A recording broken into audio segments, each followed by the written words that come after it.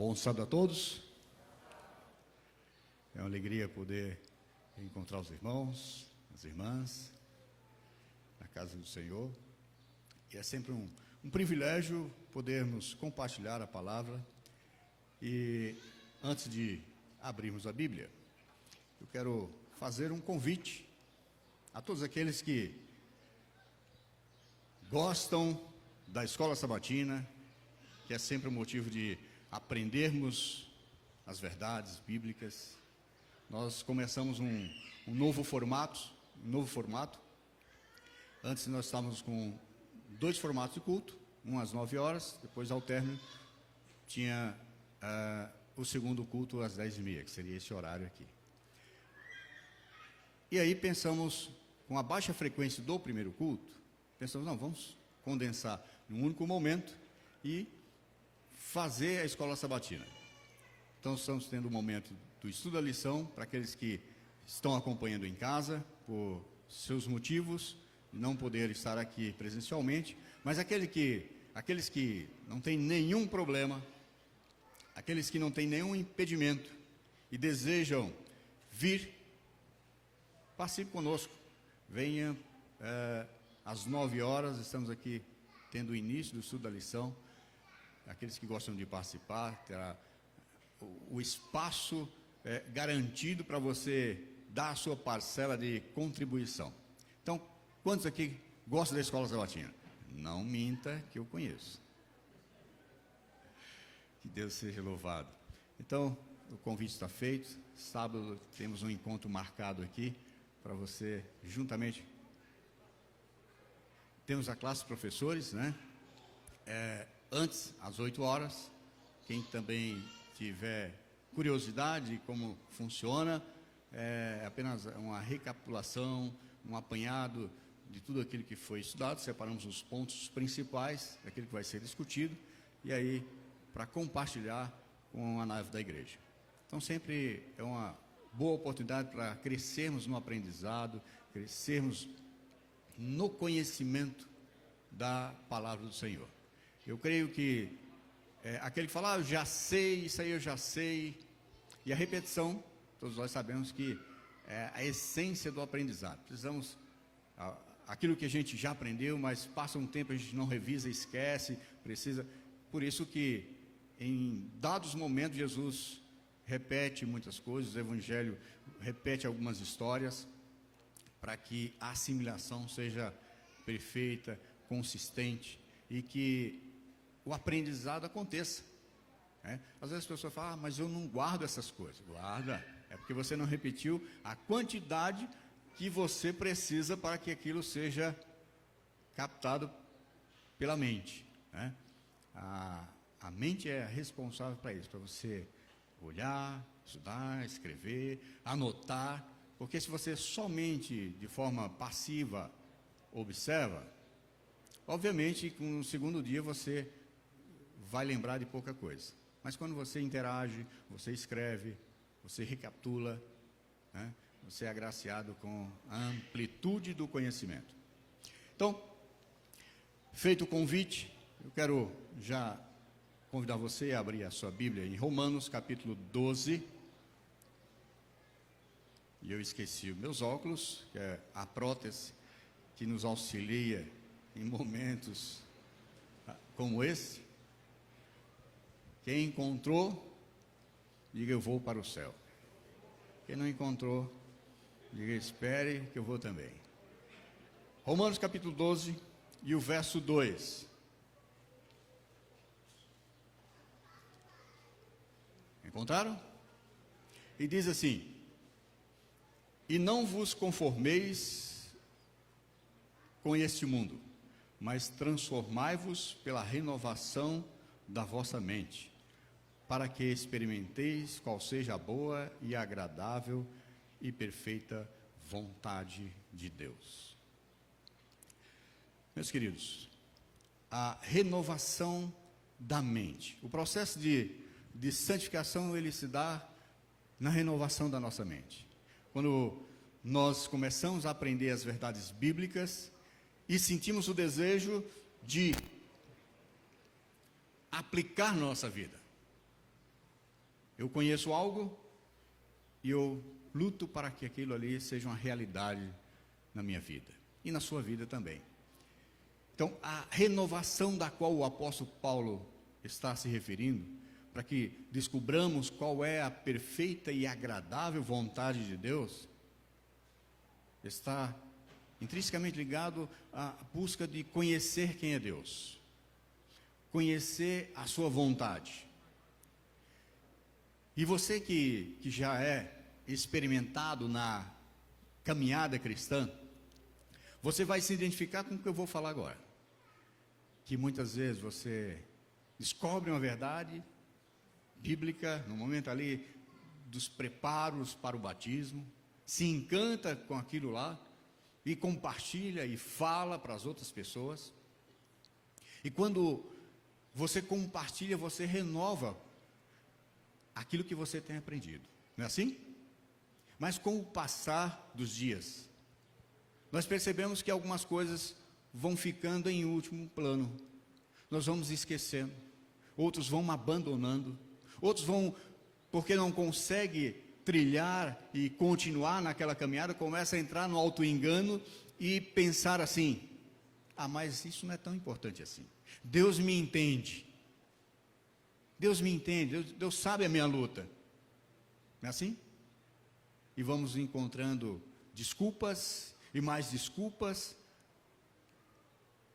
para calar a consciência que tanto nos incomoda, de um voto que eu fiz, e eu quebrei uma vez, quebrei uma segunda, e aí envergonhado eu já não tento mais. Renovação da nossa mente.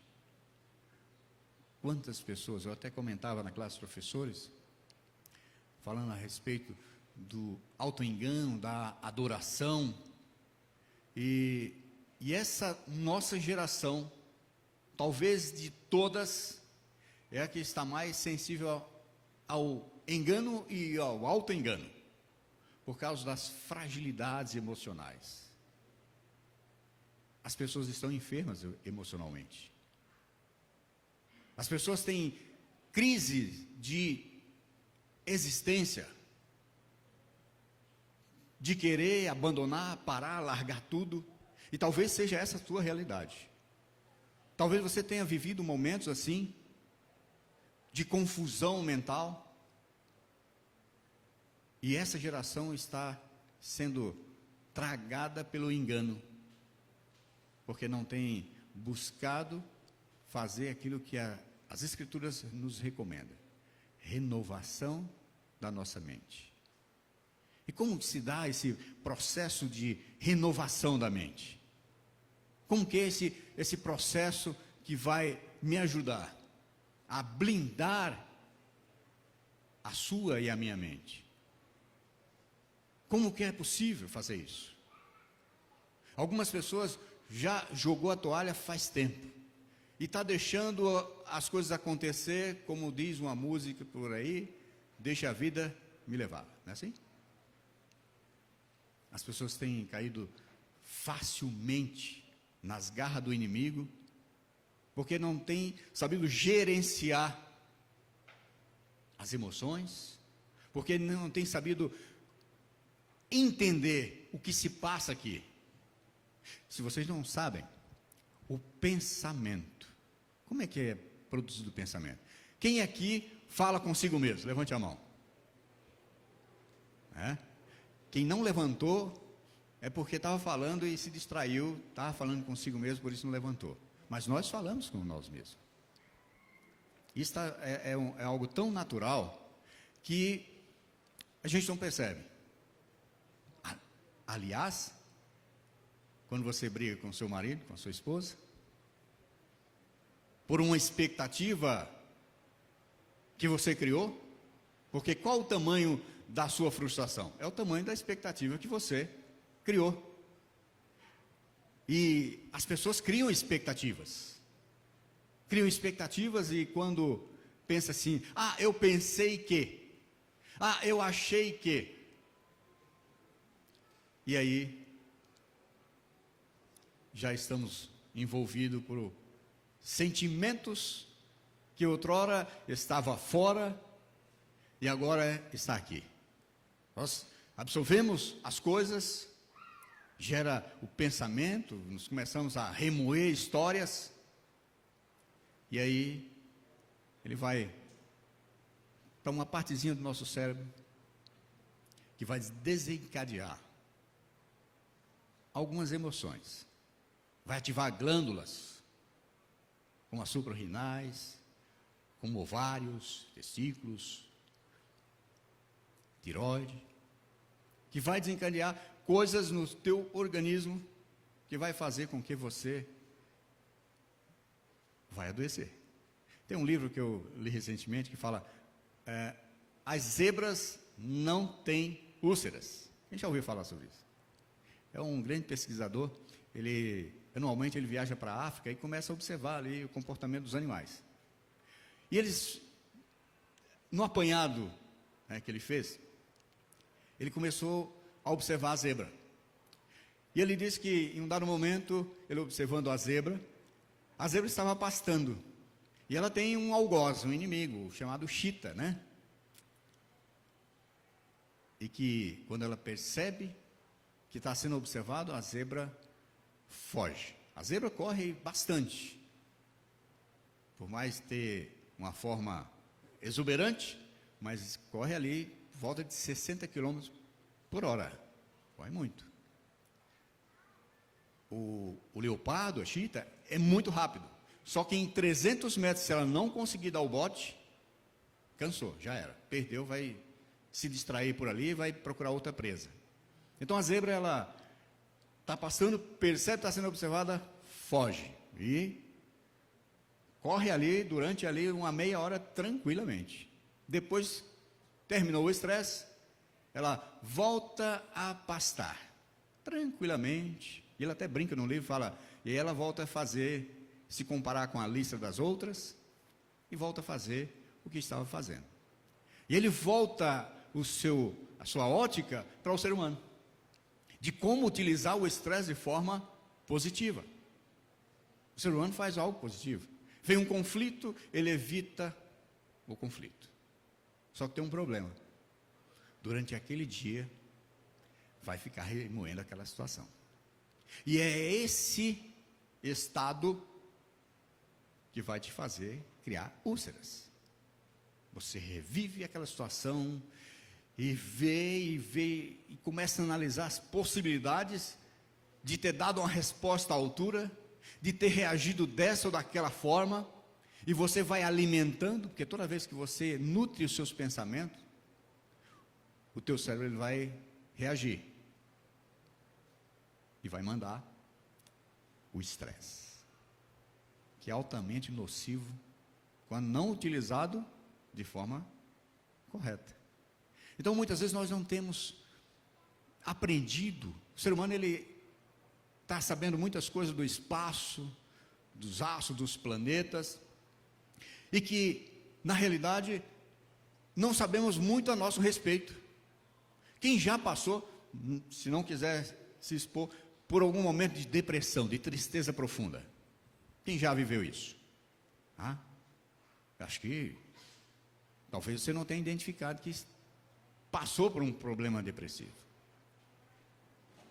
Mas o fato é que as pessoas hoje têm vivenciado isso. Às vezes não falam com medo de ser julgado, de que está faltando fé. Mas têm passado por isso. Por causa de quê? Por causa dos pensamentos. O estresse, as pessoas têm mudado de empresa, achando que o problema está lá. Mas quando ele muda de local de trabalho, descobre que as aflições e a angústia continuam ali. Um dos motivos é porque não tem vivido pelo propósito que Deus criou. E aí você vai viver uma vida de tortura. Quando pensa em ir trabalhar, você fala, puxa, tenho que ir para aquele lugar. Isso é um dos motivos. Mas o mais complicado é você não saber gerenciar seus pensamentos. E o processo de renovação da mente, do processo de santificação, passa por essa esse processo de como me entender. Por que eu estou pensando do jeito que eu estou pensando, da forma que eu estou pensando? Quem está me entendendo, levante a mão. Ou quem está achando que está meio confuso, não entendeu nada, também pode levantar a mão.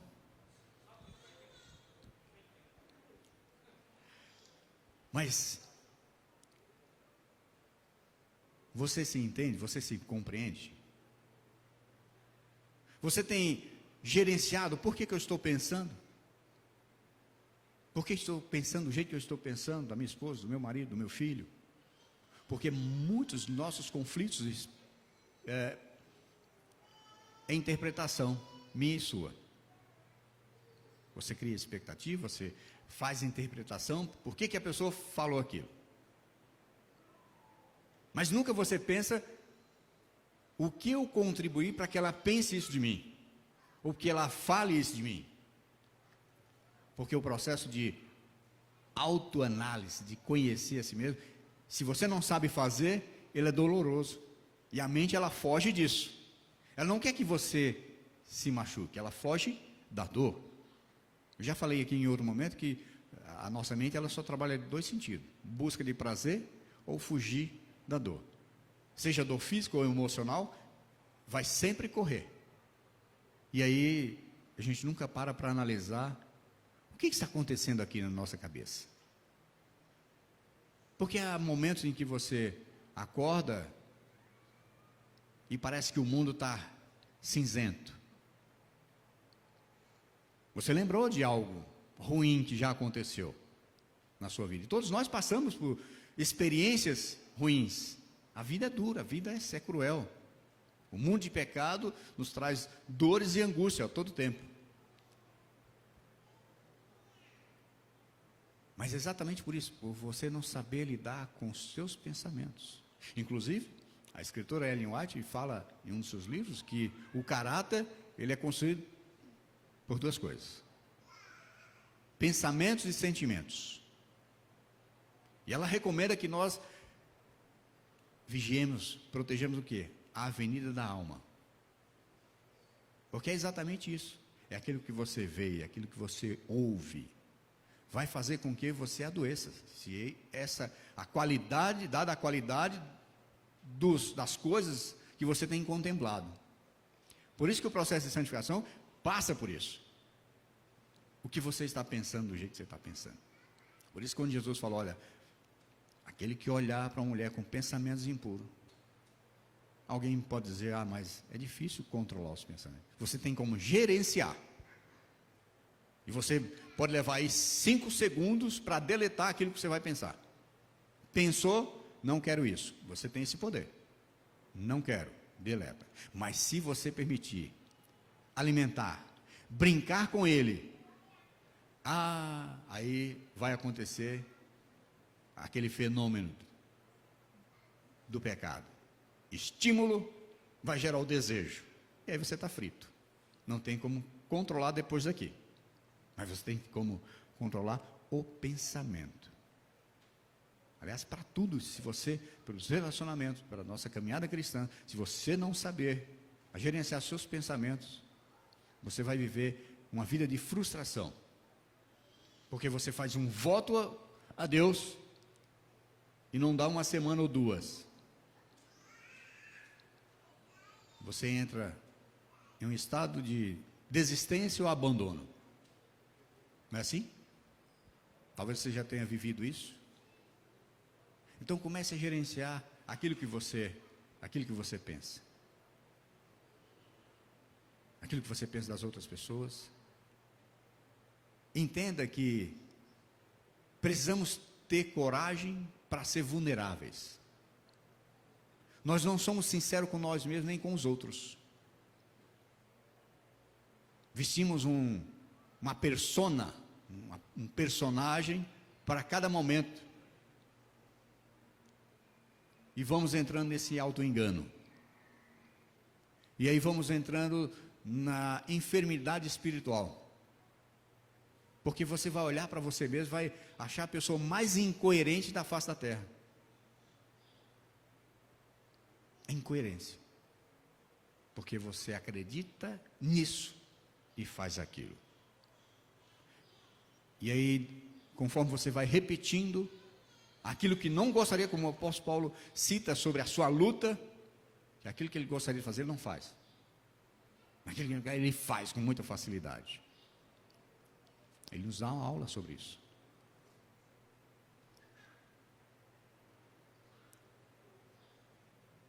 Os cristãos do século 21 estão doentes. Estão doentes porque não compreendem a si mesmos. Estão doentes porque não sabem conduzir a sua vida cada vez mais próximo de Jesus. E fica esperando que Deus faça tudo. E esse tudo, o que Ele não vai fazer, é fazer algo que é contra a tua vontade. Você tem que lutar sobre isso. Você tem que fazer a sua parte. E isso não tem nada a ver com legalismo. Não é para você ir para o céu, mas é para você sentir paz consigo mesmo. E quando você começa a identificar os problemas que te atormentam, as coisas que estão aqui, e conversa com Deus, e pede a ajuda do Espírito Santo, mas só pedir ajuda e ficar de braço cruzado não adianta. A luta é sua. Olha as batalhas que o povo de Israel batalhou, lutou. A vitória era atribuída a quem? A Deus. Mas quem que empunhou a espada? Não há diferença. Mas o apóstolo Paulo também falou: eu esmurro o meu corpo, levo à servidão. Eu não estou falando aqui de automutilação, que você precisa arrancar um dedo, que Jesus usa uma linguagem de exagero, né? Se o teu olho peca, arranca-o fora. Mas é para dizer, existe algo que você precisa fazer, é lutar contra. Porque Deus admira tanto pessoas que se ajoelham, não tem coragem de falar nada, mas fica em silêncio. E entrega os pensamentos a Deus. Deus, vasculha a minha alma. Não tenho coragem de falar em palavras, mas tu conhece. E deixa os pensamentos vaguear em todas as suas lutas. Deixa que o Espírito Santo comece a te ajudar a fazer esse processo.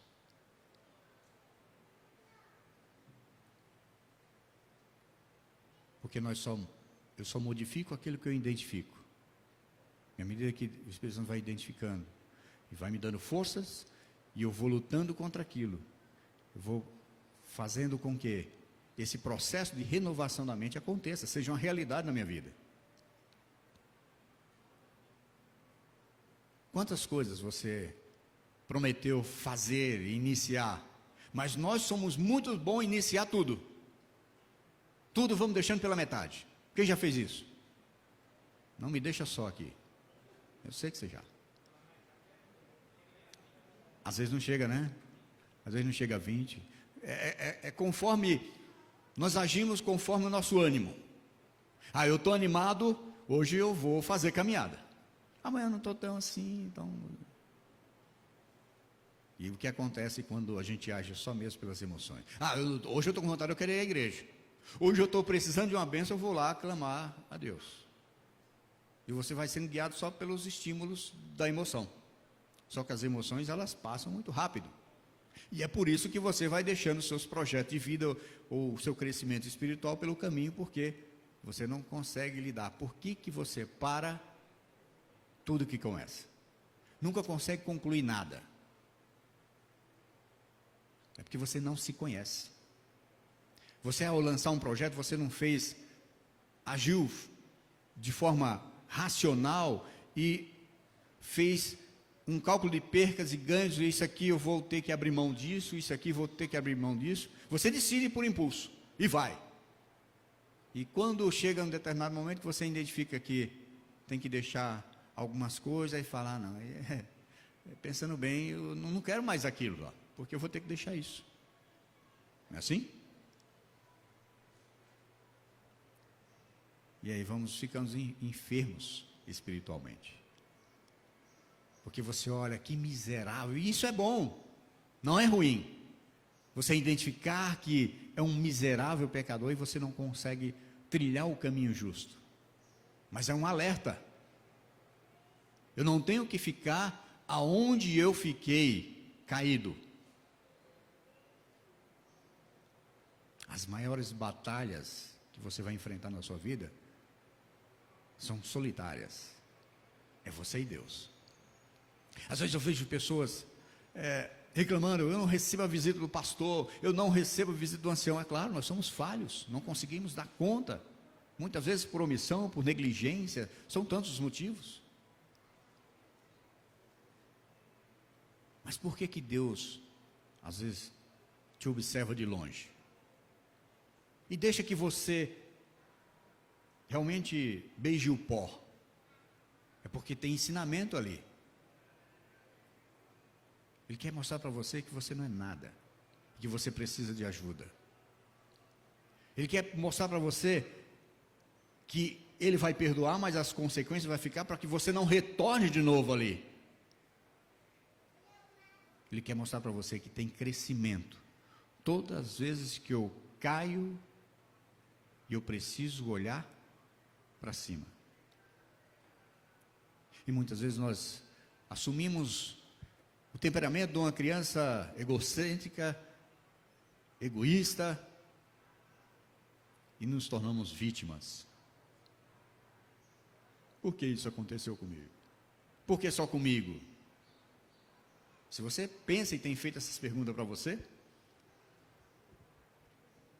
é porque você é imaturo. Porque as pessoas maduras, as pessoas seguras, elas sabem lidar com isso. Que todo o processo de aprendizado, ele passa pelos erros. Eu não estou estimulando ninguém a ir sair errando para poder aprender. Porque às vezes o preço vai sair muito alto. Mas seja em qualquer área da sua vida, você precisa analisar o cenário. Precisa olhar que a possibilidade existe. E muitas vezes nós olhamos, quando existem possibilidades, você olha pelo que você é agora. Ah, não consigo. Quantas vezes, seja na área profissional, seja qual for, eu vejo pessoas dizer, eu não consigo. Você está olhando para o seu estado agora, mas existe a possibilidade. Se existe a possibilidade, o que eu preciso fazer para aumentar o meu desempenho? Existem caminhos. Eu preciso entender quais são esses caminhos. Muitas vezes a nossa mente é nosso principal inimigo. Da autossabotagem, daqueles diálogos internos que você está fazendo alguma coisa e você pensa assim, eu não sou tão bom assim. E você desiste. Eu não consigo. Quem aqui tem medo? Levante a mão. Quando você entender que o medo é apenas uma informação, você muda a sua vida para vários aspectos. O medo é uma informação que você cria aqui. O medo é benéfico, Deus colocou, ele tem o seu lado positivo, porque senão você subiria aqui nesse prédio, se lançaria, porque não tem medo, iria perder a sua vida. Ele serve para resguardar, mas é algo real. Mas pode verificar que 99% dos seus medos foi algo que foi criado pela sua mente, pelo que as pessoas falaram para você. Porque aquelas coisas que você falou para você mesmo. É o que é chamado na neurociência de auto-hipnose. Você já mandou o seu marido, vai lá, vai lá na cozinha e pega o sal. E ele fala, eu não sei onde é que está. Ele já deu um ponto negativo para a mente dele, não sabe, já fechou os olhos. E ele vai dizendo, vai mal-humorado, vai dizendo, não sei onde está, não sei onde está, e ele não vê mesmo. Aí você levanta, vai lá, está bem diante dos olhos. Já aconteceu isso? Comigo já aconteceu várias vezes. Eu procurando sal. Você vai fazendo um diálogo interno seu, e vai auto-sabotando. Avenida da alma. Sabe o que é pior? Quando você assiste filmes de violência, por isso que resguardar a avenida da alma tem a ver com aquilo que você vê, que você contempla. Nós temos algo chamado no nosso corpo de neurônios espelhos. Quem já ouviu falar sobre isso? Neurônios espelhos. Um grupo de cientistas fizeram alguns experimentos entre aquela, não sei se chama de mesa, Marcelinho me ajuda, da tomografia, né, computadorizada, é mesa aquilo lá? Sei. Colocaram ali, colocaram imagem, então fizeram através dali, mas o que mais marcou foi de macacos. Colocaram macacos ali, com eletrodos na cabeça, e uma fila de amendoins. Nem sabia que macaco gostava, sempre achei que era banana, mas colocaram amendoins ali. E toda vez que ele estendia a mão e pegava um amendoim, ia dando sinais em que parte do cérebro ia recebia aquele estímulo. Foi feito para descobrir, né, em que lado do cérebro ia ter a coordenação motora. Era um estudo. E aí, em um dado momento, começaram a recolher as coisas, e um auxiliar ali dentro foi pegar um amendoim. O macaco estava ao longe, ainda com os eletrodos na cabeça, e quando o rapaz pegou o amendoim, o equipamento fez o barulhinho. O pessoal olhou, falou, ué, aquilo que estava representando o macaco estender a mão e apanhar o amendoim, só em ele observar foi ativado esses neurônios espelhos. E aí foi descoberto esses neurônios espelho. Por que quando você assiste um filme de romance você chora? Por que os cineastas descobriram que em uma hora ele consegue manipular as suas emoções? Faz você rir, faz você chorar, você sentir medo. Porque tudo aquilo que você vê, esses neurônios espelhos captam e te oferecem estímulos. E esses estímulos podem ser bons ou maus. E Satanás sabe disso. Que toda vez que você...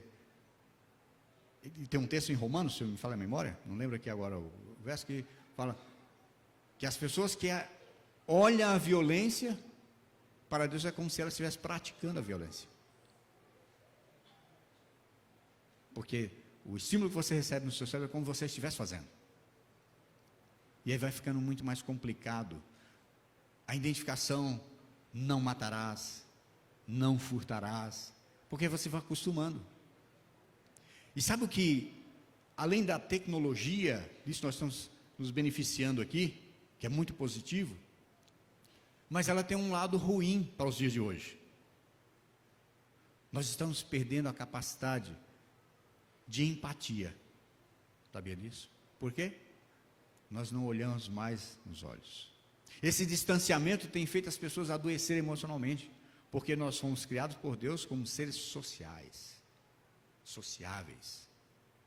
E quando vamos perdendo esse contato do toque de pele, do olhar no olho, os nossos neurônios espelhos vão atrofiando. É só você ver pessoas que já cometeram inúmeros assassinatos, que foram entrevistados e perguntaram, você não sente nada? Não sinto mais nada. Atrofiou. E isso, para os dias atuais, tem sido algo terrível. Nós estamos perdendo a nossa capacidade de nos importar com o outro. E importar significa o quê? Trazer de lá e colocar ele aqui.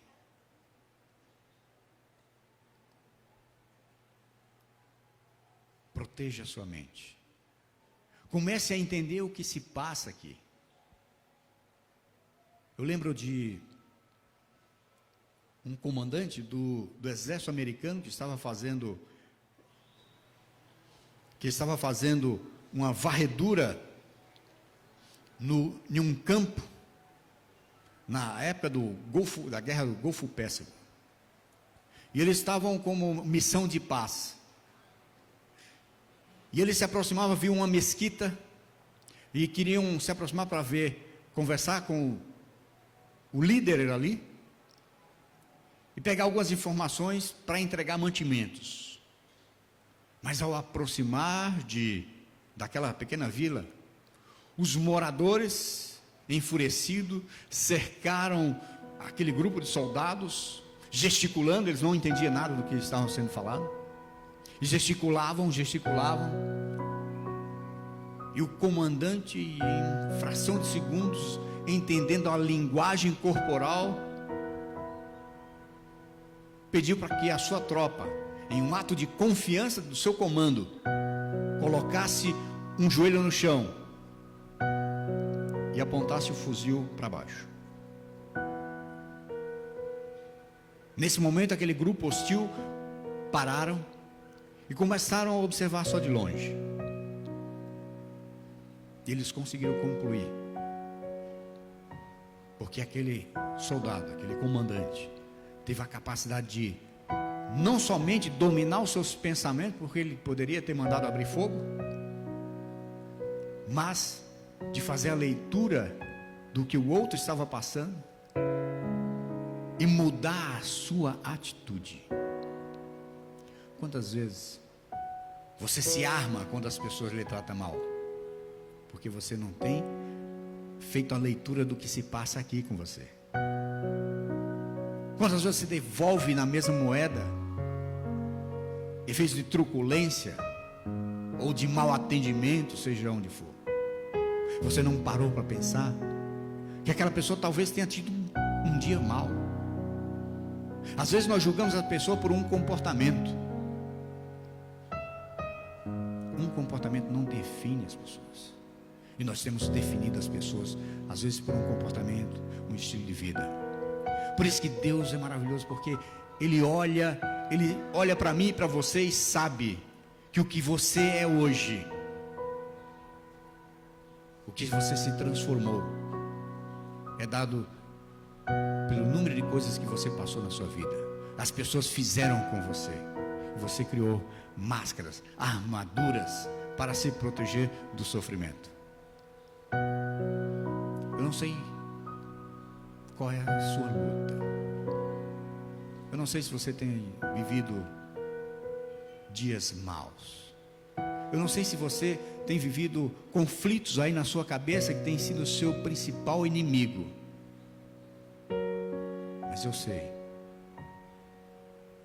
se você começar a mudar os seus pensamentos e começar a olhar para cada pessoa, um forte candidato para o reino dos céus, independente da forma que ela te trate, você nutrir pensamentos de doçura, de compaixão, a sua vida vai começar a mudar. Você começará a sentir uma experiência da qual você nunca sentiu. Outro dia eu conversava com a minha filha. Ela me disse assim, eu falei: filha, que curso de faculdade você quer? Ela já mudou de opinião depois dessa conversa. Ela: pai, eu quero ser famosa. E eu falei algo para ela que ela revelou dias depois, que feriu. Eu falei: olha, melhor do que ser alguém conhecido é ser alguém que vale a pena conhecer.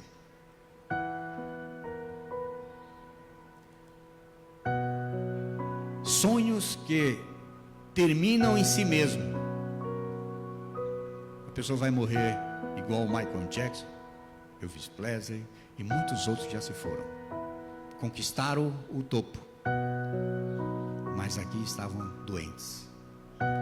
Porque o projeto de Deus para a sua vida tem a ver não só com você, mas é ecológico, tem a ver com os outros e com as outras. Mas para isso, precisa você começar a questionar esses diálogos que têm acontecido aí na sua cabeça. São eles que têm levado você para o fundo do poço, da depressão, da baixa autoestima, das lutas emocionais, das crises de identidade. Quando você decidir a entregar os seus pensamentos a Deus e permitir que o Espírito Santo faça essa faxina, te ajude, mas que você precisa também reagir, você será muito mais feliz. Que nessa manhã o seu desejo seja: eu quero ser mais saudável mentalmente. Eu quero o que o apóstolo Paulo falou: renovação da mente, para que você descubra qual é a agradável vontade de Deus para a sua vida.